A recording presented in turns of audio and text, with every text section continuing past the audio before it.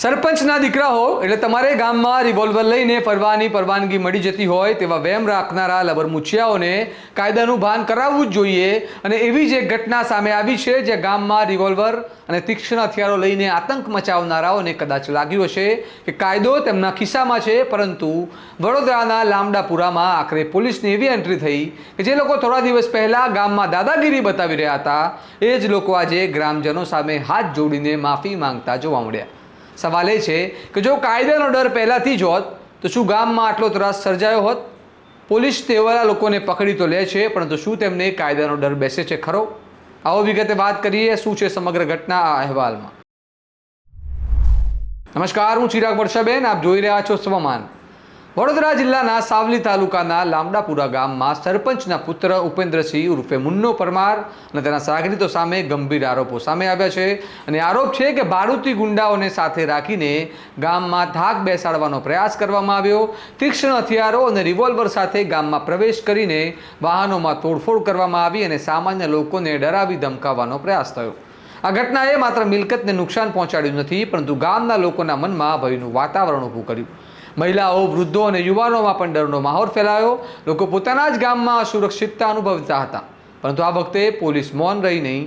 મંજુસર પોલીસે તાત્કાલિક કાર્યવાહી હાથ ધરીને એક પછી એક કરીને કુલ 8 આરોપીઓને ઝડપી પાડ્યા।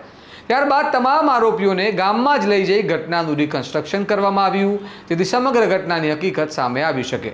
સૌથી ચર્ચાસ્પદ દ્રશ્ય ત્યારે જોવા મળ્યું જ્યારે ગઈકાલ સુધી ગામમાં દાદાગીરી બતાવનારા આરોપીઓ આજે એ જ ગામના લોકો સામે હાથ જોડીને માફી માંગતા જોવા મળ્યા। જેઓ પોતાને શક્તિશાળી માનતા હતા તેઓ કાયદાની પકડમાં આવ્યા પછી નમ્રતા દાખવવા મજબૂર બન્યા, ભૈસા બાપા કરવા મજબૂર બન્યા। સ્થાનિક લોકોનું કહેવું છે કે લાંબા સમયથી સરપંચ પુત્રની દાદાગીરીના કારણે ગામમાં ભયનું વાતાવરણ હતું। ઘણા લોકો ખુલ્લેઆમ બોલતા પણ ડરતા હતા, પરંતુ પોલીસની આ કાર્યવાહીથી હવે લોકોને વિશ્વાસ થયો કે કાયદો દરેક માટે સરખો છે અને કોઈ પણ વ્યક્તિ પોતાની સત્તા કે ઓળખના જોરે કાયદાથી ઉપર નથી। હવે સૌથી મોટો સવાલ એ છે કે શું આવી દાદાગીરીને શરૂઆતમાં જ કાબૂમાં લેવામાં આવી હોત તો ગામમાં આ સ્થિતિ ઊભી થાત? શું સામાન્ય લોકોને ડર અને ત્રાસમાં જીવવાની ફરજ પડવી જોઈએ? અને શું જાહેર પ્રતિનિધિઓના પરિવારના સભ્યો માટે પણ કાયદાના નિયમો એટલા જ કડક રીતે લાગુ પડશે જેટલા સામાન્ય નાગરિકો માટે પડે છે? લામડાપુરાની આ ઘટના એક સ્પષ્ટ સંદેશ આપે છે। હથિયારોના જોરે ડર ફેલાવવાનો પ્રયાસ કરનારાઓને એક દિવસ કાયદા સામે માથું ઝુકાવવું જ પડે છે, અને જ્યારે કાયદો પોતાનું કામ કરે છે ત્યારે દાદાગીરીની હવા પળવારમાં નીકળી જાય છે।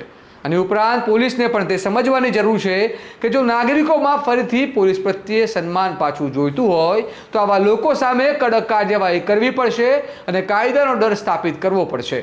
તમારું શું કહેવું છે આ મામલે અમને કમેન્ટમાં જણાવો, અને આ પ્રકારના અહેવાલો માટે તમારા સ્વમાનને લાઇક, શેર અને સબસ્ક્રાઇબ કરવાનું ભૂલતા નહીં। નમસ્કાર।